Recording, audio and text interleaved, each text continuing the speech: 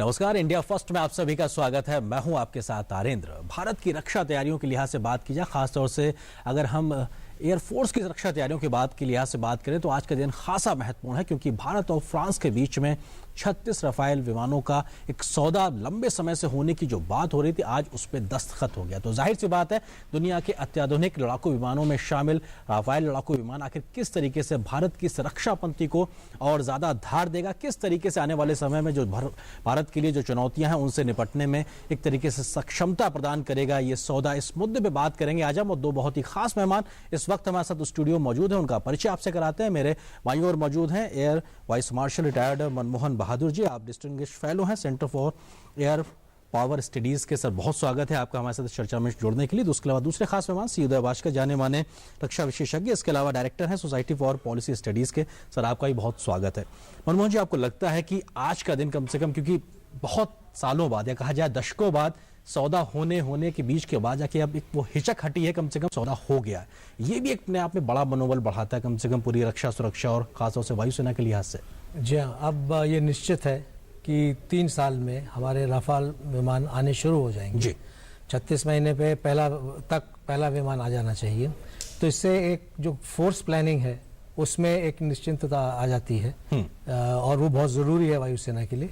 जिस तरह से स्क्वाड्रन की स्ट्रेंथ कम हो रही थी, तो अब ये पता है कि हमारे पास 36 जहाज 3 से लेकर 5.5 साल तक आ जाएंगे, और ये वही जहाज हैं जो भारतीय वायुसेना को चाहिए थे। हालांकि जो जितने नंबर्स चाहिए थे वो कम है, लेकिन जो शुरुआत है वो बहुत अच्छी है, और ये बहुत ही पावरफुल और पोटेंट जहाज है।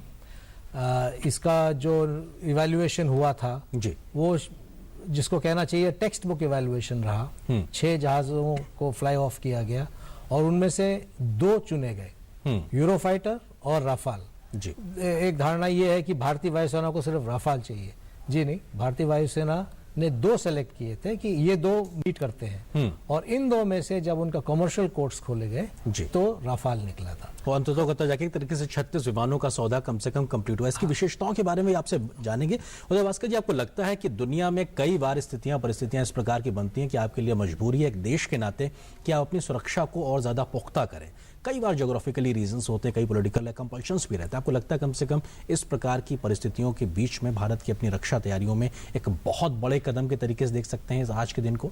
सर, ये जो निर्णय है राफेल के लिए, इसको स्वागत जरूर करना चाहिए, और ये अपने आप एक काफी अहम निर्णय है। जैसे बहादुर साहब भी बता रहे थे जी, जहां तक भारतीय वायुसेना की जो रिक्वायरमेंट्स हैं, पिछले 15-16 साल से इस बात की चर्चा चल रही थी, और आपको याद होगा करीब 2000 यानी कि वाजपेयी जी के ज़माने से लेके आज तक जहां तक भारतीय वायुसेना की जो कमी है, उनके जो फाइटर स्क्वाड्रन के अंदर जो कमी थी और उसको किस प्रकार से पूरा करना है, इसके बारे में चर्चा हुई है। और ये शायद एक प्रकार का प्रतिबिंब भी है कि भारत में ऐसे सौदा करने के लिए कितना समय लगता है, कितने जटिल हैं, और इसलिए 15 साल के बाद अगर हमारे वायुसेना में अभी निर्णय लिया गया है, हम इसलिए स्वागत करते हैं क्योंकि एयरक्राफ्ट कल नहीं आएंगे, परसों नहीं आएंगे। सबसे पहला जो राफेल एयरक्राफ्ट है ये करीब 3 साल के बाद आएगा जी। पर ये जो निर्णय लेने के बाद जिस प्रकार की मॉडर्नाइजेशन की कमी थी हमारे वायुसेना में, और खास ये जो प्लेटफॉर्म की जो लक्षण है जिसके बारे में मैं समझता हूं बहादुर साहब और बारीकी तरह बताएंगे, ये एक खास पहलू है। क्योंकि इस सरकार के लिए, मोदी सरकार के लिए, अभी हमने ये देखा कि पिछले साल UPA 2 के समय पे कई सारे बड़े डिसीजंस जो है वो कई कारणों की वजह से वो हिचक हो गया था, रुकावट हो गई थी, लिए ही नहीं गए थे, और कई कारण भी हैं उसके लिए। पर उस संदर्भ में अगर हम धीरे धीरे इसको आगे बढ़ा सकते हैं, और साथ साथ ये जो मेक इन इंडिया वाला पहलू है, ये काफी अहम है। देखना है कि हम किस प्रकार से उसको लागू कर पाएंगे, पर ये डिसीजन लेना अपने आप मैं कहूंगा कि इसको स्वागत करना हिस्टोरिकल डे के तरीके से कह सकते हैं। मनमोहन जी, आपको लगता है कि मल्टी रोल फाइटर जेट के तरीके, विमान के तरीके से कहा जा रहा है, क्योंकि आम दर्शक अगर समझे, क्योंकि ये बड़ा टेक्निकल टर्म है, इसके मायने क्या होते हैं? कि ऐसा लड़ाकू विमान जो बहुत से काम कर सकता है, क्या वो काम है, क्या वो जरूरतें हैं भारतीय वायुसेना की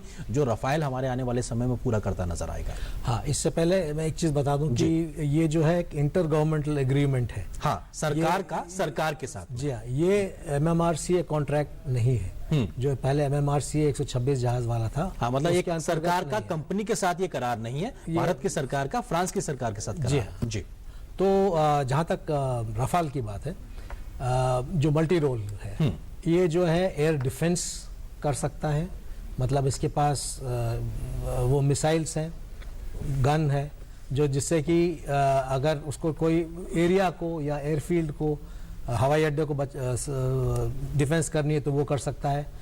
ये लंबी दूर तक मार कर सकता है। इसमें जो है एयर टू ग्राउंड मिसाइल्स हैं, एयर टू ग्राउंड रॉकेट्स हैं, और इसमें एक बियॉन्ड विजुअल रेंज जिसको बोलते हैं BVR मीटियोर मिसाइल है, एयर टू एयर। तो अगर लड़ाकू विमान दुश्मन का आ रहा है तो दोनों जहाज एक दूसरे को नहीं देखेंगे, पर ये जहाज जो है क्योंकि इसके पास मीटियोर है, वो करीब कहते हैं कि 150 किलोमीटर के आसपास वो रेडार में उसकी क्षमता है कि वो जहाज को पकड़े, और इससे पहले कि हम उस जहाज के पास आए, दूर से ही वो मार कर सकता है। मतलब हवा से हवा में मार करने की क्षमता है और हवा से जमीन पे मार करने दोनों की दोनों क्षमताएं हैं जी। प्लस इसके अंदर जो प्रोटेक्शन स्वीट है, इलेक्ट्रॉनिक स्वीट है, तो खुद की रक्षा करने में ये सक्षम है। तो ये बहुत जरूरी है। आजकल का जो एयर डिफेंस एनवायरनमेंट है, जो रेडार्स हैं, जो सरफेस टू एयर मिसाइल्स हैं, तो उसमें खुद को बचाव करना ये बहुत जरूरी है। तो जो प्रोटेक्शन स्वीट है वो बहुत बढ़िया है। एक और ये क्योंकि वो बहुत ही अत्याधुनिक जहाज है, ये जो है क्योंकि हमारे पास अब एवैक्स हैं, airborne warning and control system, ये इनके साथ लिंक करके डिजिटली जो इसकी रेडार पिक्चर है वो भेज सकता है और दूसरे जहाज़ों को ये जा सकती है। तो ये बहुत मल्टीपर्पज टाइप का जहाज है और इसीलिए इसको मल्टी रोल बोलते हैं। जी उदय भास्कर जी, आपको लगता है कि क्योंकि बात आपने जैसे कहा कि लगभग 1999 या 2000 के समय में शुरू हुई थी, आज हम 2016 में बैठ के बात कर रहे हैं, एक सहज सवाल उठता है किसी दर्शक के मन में, मेरे मन में भी, कि अगर हमने बात तब शुरू करी थी, लेकिन आज की क्या हमारी ज़रूरतें इस प्रकार के विमान से पूरी तरीके से पूरी होती नजर आती है, या एक तरीके से इसमें अभी हमें कुछ गुंजाइश नजर आती है? नहीं साहब, मैं कहूँगा कि जहाँ तक प्लेटफॉर्म जो है, एयरक्राफ्ट जो है, जैसे बहादुर साहब ने बताया है, भारतीय वायुसेना ने इसकी बहुत ही, मैं कहूँगा, बारीकी तरीके से इन्होंने इसका समीक्षा किया है, और एक प्रोफेशनल दृष्टिकोण से, यानी कि किसी भी वायुसेना को अपने ज़रूरतों के आधारित किस प्रकार का उन्हें एयरक्राफ्ट चाहिए, इन्होंने 2 एयरक्राफ्ट को आइडेंटिफाई किया था। एक था यूरोफाइटर, दूसरा था राफेल। उसके बाद जो डिसीजन लिया जाता है वो एक प्रकार का पॉलिटिकल डिसीजन है, यानी कि एयरक्राफ्ट के क्षमता के अलावा और भी इसमें कई और पहलू हैं, राजनीतिक पहलू है, कूटनीतिक पहलू है, और टेक्नोलॉजी ट्रांसफर, पेटेंट वगैरह वगैरह है।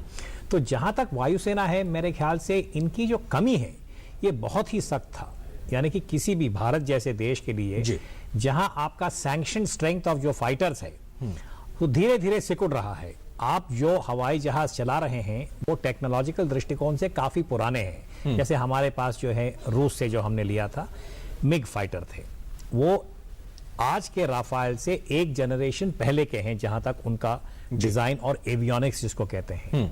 इसके अलावा भारतीय वायुसेना के पास जो सुखोई था वो भी हमने रूस से लिया, वो भी इसके तुलने में मैं कहूंगा कि टेक्नोलॉजिकली एक वर्ग कम है।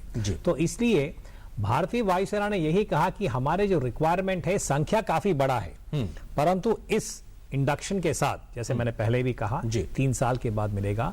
जो ऑपरेशनल रिक्वायरमेंट है, वो जो कमी है वो एक प्रकार से पूरा हो जाएगा, परंतु उस संख्या में नहीं जितना ये चाहते हैं। पर कम से कम मान लीजिए अध्यक्ष अगर हैं एयरफोर्स के, तो उनको ये तो सेटिस्फैक्शन या संतुष्टि होगा कि एयरक्राफ्ट आ रहे हैं हम। एटलीस्ट वो शुरुआत हुई। मनोज जी, आपको लगता है क्योंकि हिंदुस्तान की ज्योग्राफी के लिहाज से अगर बात की जाए, हमारे पास रेगिस्तान का इलाका भी है, नदियों समुद्र से घिरा इलाका भी, हिमालय जैसे ऊंचे पहाड़ भी है, तो हमारी रक्षा जरूरतों के लिहाज से अलग अलग प्रकार की टेक्नोलॉजी की जरूरत है। क्या उस लिहाज से भी राफेल जैसे विमान खरे उतरते नजर आ रहे हैं? क्योंकि ये कहा जा रहा है राफेल जो हिमालय की जो ऊंची चोटियों हैं उस तक की ऊंचाई पे बहुत सक्षम तरीके से उड़ सकता है और वहां पे अपना सारे काम कर सकता है। आपको लगता है कि जी हर हवाई जहाज का एक फ्लाइट एनवेलप होता है, जो कि जब उसका इवैल्यूएशन होता है वो चेक किया जाता है, उसकी टेस्टिंग होती है कि जो मैन्युफैक्चरर, जो बनाने वाला, फैक्ट्री वाला कह रहा है कि मेरा जहाज ये कर सकता है, क्या वो कर सकता है। हाँ। तो इवैल्यूएशन में वो हर चीज चेक करी जाती है। इवैल्यूएशन भारत सरकार और उनके तमाम विभाग करते हैं। हाँ, ये इवैल्यूएशन बेसिकली एयरफोर्स करता है, भारतीय वायुसेना करती है। हम लोगों की ट्रेनिंग होती है, देश ने करोड़ों रुपए खर्च किए हैं हर टेस्ट पायलट और हर टेस्ट इंजीनियर पे। एक टीम, सक्षम टीम जाती है जो फ्लाइंग और मेंटेनेंस दोनों चीज़ों का इवैल्यूएशन करती है और अपनी रिपोर्ट देती है। तो इस इवैल्यूएशन में ये जो जहाज आए थे इनका इवैल्यूएशन जैसलमेर में हुआ जी, और रेगिस्तान में हुआ, गर्मी के टाइम समय हुआ, और 6 के 6 जहाज लेह भी गए थे जहां -50 टेम्परेचर भी रहता है। हाँ, तो लेह में जाके भी वो हुआ, क्योंकि क्या इंजन स्टार्ट हो सकता है, रात भर ठंड में रहने के बाद अगले दिन सुबह इंजन उस ठंड के बाद स्टार्ट हो सकता है।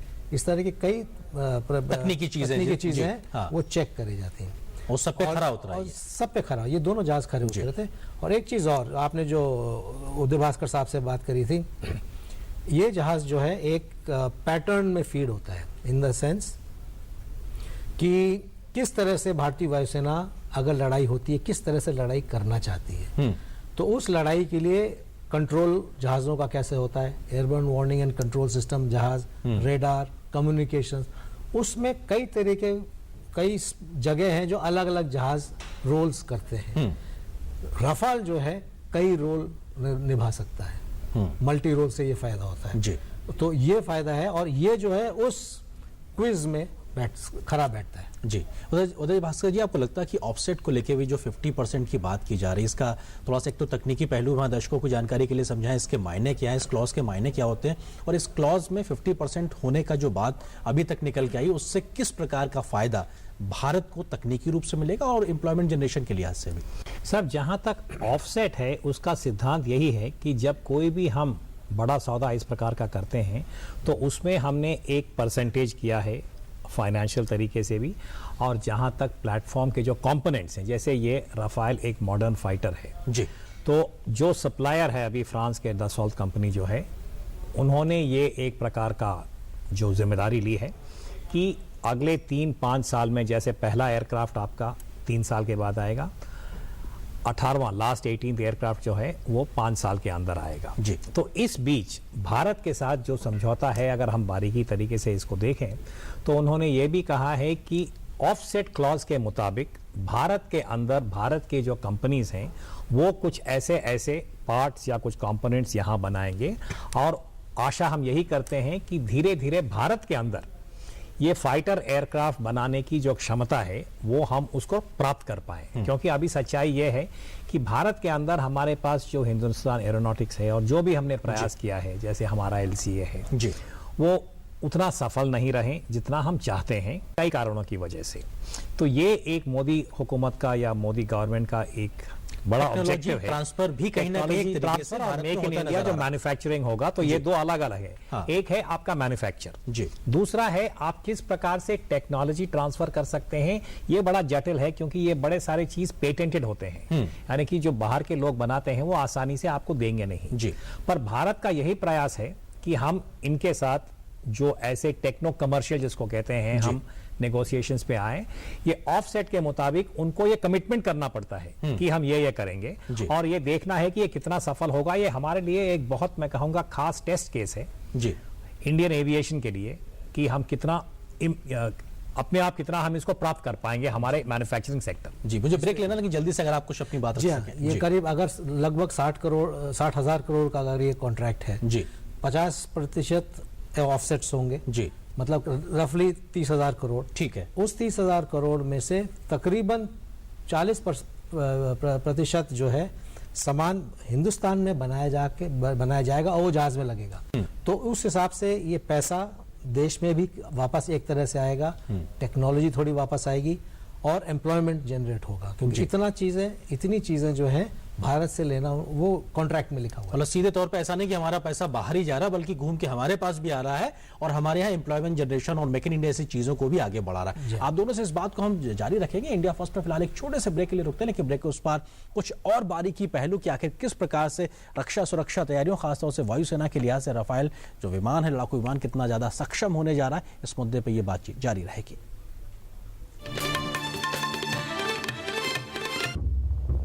I really like cars. So just 2 weeks into the job, they gave me a company car.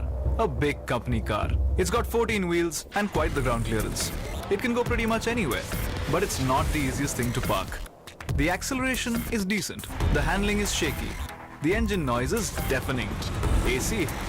Well, you can't have everything. But you know what? I love the gun. We are India's most exciting workplace and we are making you an offer. The Indian Army. Live a life less ordinary.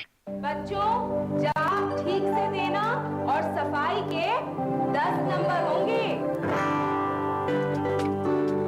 चौंकिए मत, dengue और chikungunya से बचने के लिए ये जरूरी है। आसपास पानी जमा न होने दें। ड्रम, कूलर, गमले को हर सप्ताह साफ करें। प्लास्टिक के कप व नारियल की खोल जैसी चीजों को इधर उधर न फेंकें, क्योंकि डेंगू और चिकुनगुनिया का मच्छर साफ पानी में पनपता है। मच्छरों के काटने से बचें। बुखार में पैरासिटामोल लें, एस्प्रिन हरगिज न लें। इस बार तो बच्चों ने हमें ही पास कर दिया। और सफाई के नंबर 100 में से 100। हाँ। इन दिनों अपडेटेड रेज्यूमे रखना बेहद जरूरी है। Yes mine Praful Kumar, major Praful Kumar, para special forces, 3 साल हॉस्टाइल जोन में टफ था। JNK में स्पेशल सर्विस, कुछ नए दोस्त बनाए, कॉम्बैट फ्री फॉल स्पेशलिस्ट, बलिदान के लिए तैयार। जैसा आप देख सकते हैं, I wear my heart on my sleeve and my resume on my uniform.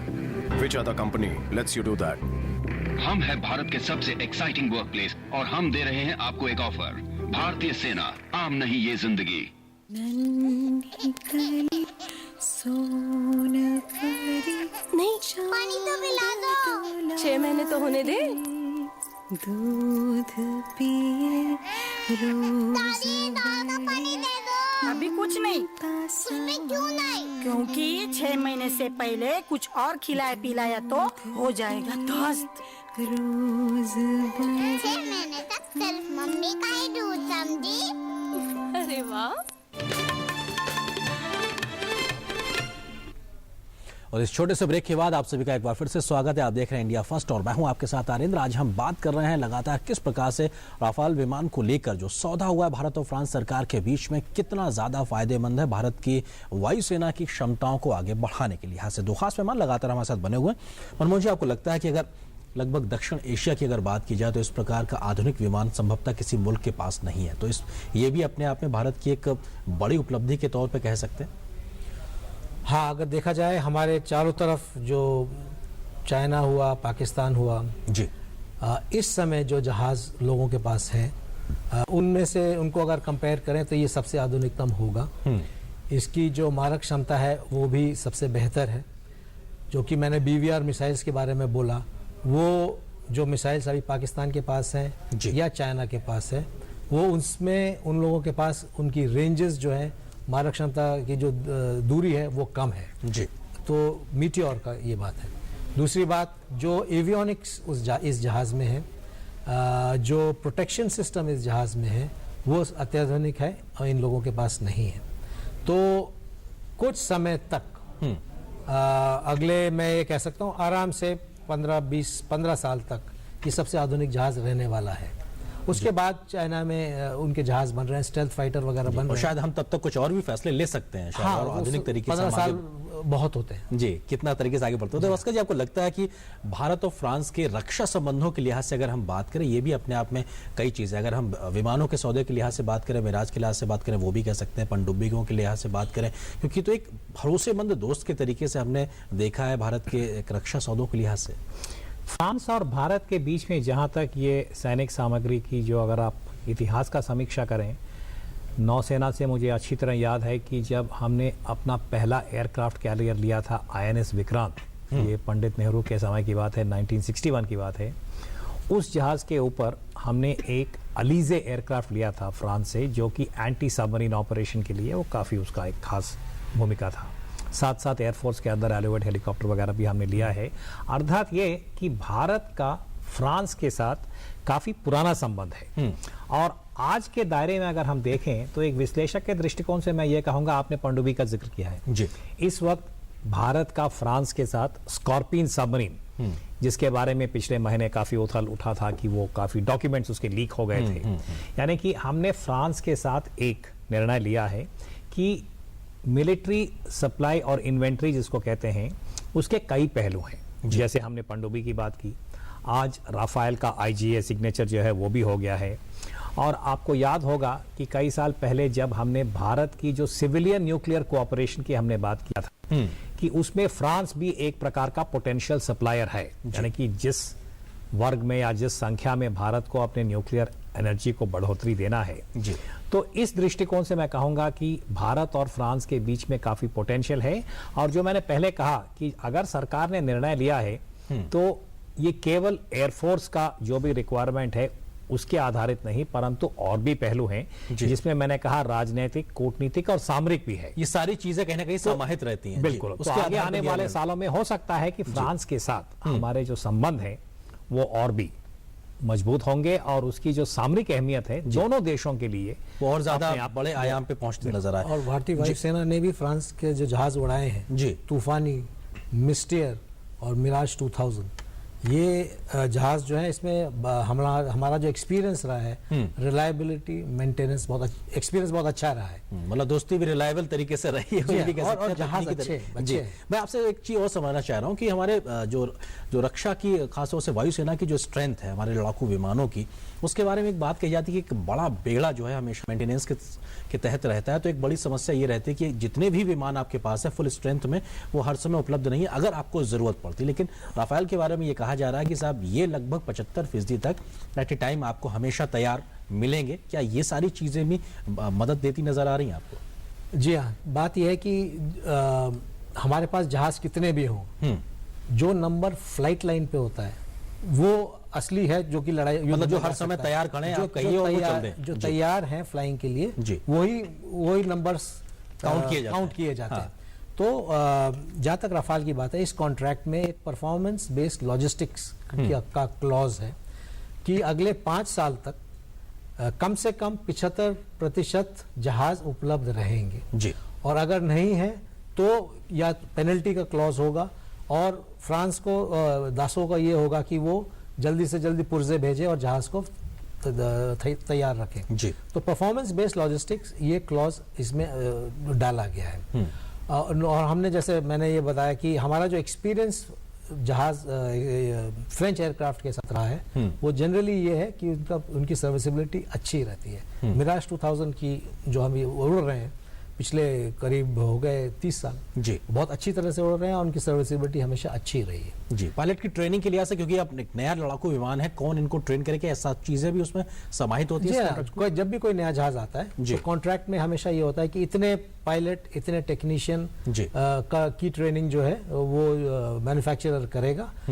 इसमें भी है, कहते हैं कि इसमें 3 पायलट्स की ट्रेनिंग का है और कुछ नंबर्स हैं टेक्नीशियंस के, तो इनकी ट्रेनिंग होगी और ट्रेनिंग एड्स आएंगे और उसके बाद ये लोग हिंदुस्तान में आके सेटअप करके यहाँ पे ट्रेनिंग होगी। उदय भास्कर जी, आपको लगता है कि अगर हम देसी लड़ाकू विमान के लिहाज से बात करें, तेजस अभी हमने हाल ही में देखा किस प्रकार से विकसित होकर निकल के आया, हम उम्मीद कर सकते हैं कि तेजस से लेके या राफेल जैसे विमानों के बीच का जो अंतर है, कम से कम भारत अपनी क्षमताओं के आधार पर जल्दी ही विकसित कर सकता है? हालांकि ये एक लॉन्ग टर्म प्लानिंग होती है, इसमें वक्त लगता है, लेकिन फिर भी आपका अनुभव क्या कहता है इस दिशा में?